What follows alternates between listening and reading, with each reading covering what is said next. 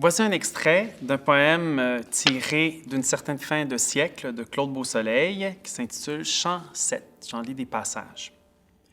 Je refais ici, dans les pages d'un livre, traversé lui-même de temps et de citations de vécus et d'écritures diverses, comme ce qui toujours vit le cumul de nos intérieurs et de nos corps en ébauche, le flexible et le doute, le tourbillon et le variable sont là, intégrant ce qui passe dans mes mots violets. Et pour que les mots nous servent à quelque chose, on s'en amuse jusqu'à s'y perdre ou s'y retrouver. Ces pages du visible sont comme autant de directives et de baumes, comme autant de solutions et d'élixirs, quand, sous les veilleuses de Montréal, les nerfs craquent, elles servent de gages. Bonjour, je m'appelle François Godin, je suis professeur de littérature au Cégep Édouard-Montpetit et poète. Je vais vous entretenir de l'héritage de Claude Beausoleil. Commençons avec le fonds Claude Beausoleil. Je vous annonce qu'il y a deux fonds Claude Beausoleil qui mettent en valeur l'enracinement de Claude Beausoleil dans la culture québécoise et contemporaine. Alors, le premier se situe à la BANQ et le deuxième à la bibliothèque du Cégep Édouard-Montpetit. Dans un premier temps, Claude Beausoleil a fait le don en 2013 de ses archives personnelles et, bien sûr, littéraires à la BANQ. Voici comment le site décrit le fonds. Donc, je cite. Le fonds d'archives témoigne de la vie personnelle et professionnelle de Claude Beausoleil et plus particulièrement de ses nombreuses créations et activités littéraires au Québec et à l'étranger, où il s'est employé à mettre en valeur la poésie et la littérature québécoise. Alors, on y retrouve des documents qui sont relatifs à son enfance, son parcours professionnel, scolaire, ses relations professionnelles, personnelles, sa correspondance. On y retrouve également des manuscrits de ses plus grandes œuvres, de nombreux carnets dans lesquels sont consignés des notes, des poèmes et même ses démarches pour promouvoir la littérature québécoise à l'étranger. S'ajoutent à cela des documents sonores, radiophoniques et visuels qui témoignent justement de ses activités au Québec et à l'étranger, de la direction de la revue Lèvres urbaines qu'il a fondée avec Michael Delisle, de ses traductions et préfaces et, bien sûr, de toutes les reconnaissances et distinctions que Claude Beausoleil a reçues au fil des décennies. Dans un deuxième temps, Claude Beausoleil a été enseignant de la littérature au Cégep Édouard-Montpetit de 1973 à 2003. Et il a légué à la bibliothèque du Cégep toute sa collection de livres personnels, souvent dédicacés, ce qui représente là, au total environ 5000 ouvrages. Il s'agit en majorité de poésie québécoise, contemporaine, francophone et aussi espagnole. Mais aussi, il faut souligner contient dans ce fonds quelques œuvres d'art visuel, voire d'art littéraire, qui sont fascinantes, qui datent souvent des années 70, 80, que vous pouvez voir là, défiler à l'écran. Pour souligner ce don incroyable de Claude, une étiquette a été créée et a été apposée à l'intérieur de chacun des livres. Donc, au milieu, on voit en grande capitale Fonds Claude Beausoleil, et ensuite une citation du poète qui représente justement non seulement son héritage littéraire, mais aussi son rôle d'ambassadeur de la culture québécoise. Alors, je cite, « Je suis un voyageur que la langue invente ». Outre cette étiquette qui nous permet de reconnaître les ouvrages qui proviennent du fonds Claude Beausoleil à la bibliothèque, eh bien, la bibliothèque va mettre en ligne bientôt, très bientôt en fait, sur son site Internet, sous l'onglet « Collections particulières », un répertoire exhaustif de tous les ouvrages de Claude Beausoleil et aussi, donc en premier exemplaire, mais également ceux qu'on retrouve en deuxième et troisième exemplaire que la bibliothèque détenait déjà. Maintenant, je vous lirai un extrait du recueil Le Dormeur, publié en 1991. Le poème s'intitule « Le trouble est dans nos voix ».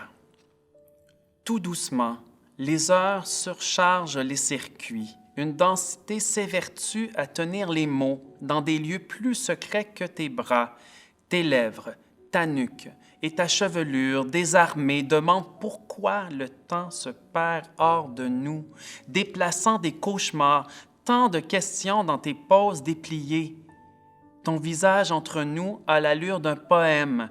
Une forêt y plisse ses épines de lumière, tête nue. Tu dis être bien. Je devine un miroir, le trouble est dans nos voix. Dors, dors. Tout se peut malgré ce trouble, malgré la rumeur extérieure. Ce que nous imaginons existe. Dors, dormeur de mes rêves, les plus beaux voyages sont en toi. Poursuivons maintenant avec une autre part fondamentale de l'héritage Claude Beausoleil, c'est-à-dire la revue Saison baroque. Avec Jean-Marc Desjean et Jean-François Poupart, professeur de littérature au Cégep, et René Lavoie, animateur de l'atelier photo au Cégep, Claude Beausoleil a fondé la revue Saison baroque à l'automne 97. Alors, cette publication marie le pouvoir évocateur de la poésie au langage des images et photographies en noir et blanc qui sont développées ici, dans la chambre noire du Cégep. Paraissant en raison d'une ou deux fois par année jusqu'en 2007, les différents numéros ont donné à lire des textes poétiques d'étudiants, de jeunes poètes et à voir des œuvres photographiques d'étudiants qui ont fréquenté notre institution. Nombreux et nombreux sont celles et ceux qui ont poursuivi leur pratique de l'écriture ou de la photo après avoir fréquenté le Cégep, donc après leur parcours scolaire, et plusieurs d'entre eux sont devenus des artistes reconnus dans leur discipline. Et, en fait, ils et elles se sont commises pour la première fois dans les pages de Saison baroque. Je reprends ici la genèse de la revue que Jean-Marc Desjean a décrite dans le site de Saison baroque. Alors, je le cite ici, quand il nous raconte la signification du titre de la revue Saison baroque. Saison correspondait à la fois à session scolaire, au singulier, tout en soulignant l'unicité, l'originalité de chacun des numéros de la revue.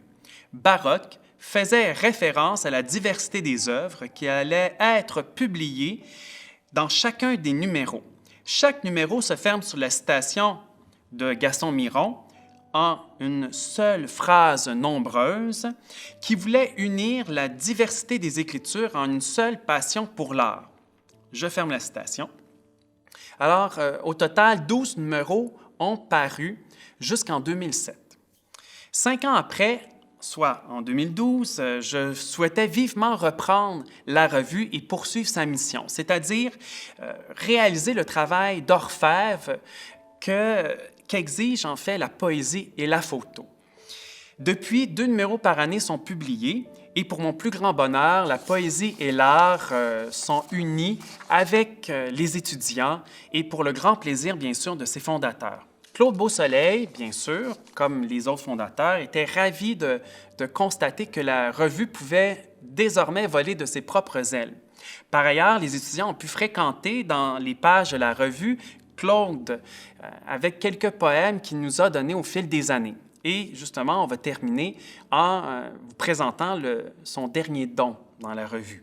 Le dernier poème que Claude Beausoleil nous a donné à la revue Saison baroque pour souligner le 20e anniversaire de la revue, le poème s'intitule « Chantier des murmures » qu'il a dédié à la mémoire du poète Gaston Miron. Seul au seuil du silence, j'attends le torrent et l'orage, la faim prise de rage, la joie, la suite, la vie. Seul, au-devant des mots, j'écris le vent et le chant, la peine, le sort, la nuit. Pluriel ma parole, celle de l'autre si entend que je cherche à nommer au-delà des neiges et des furies. Seul, rêvons avec ceux qui s'avancent dans cette époque sombre où se profile irrépressible l'incessant murmure de l'humain.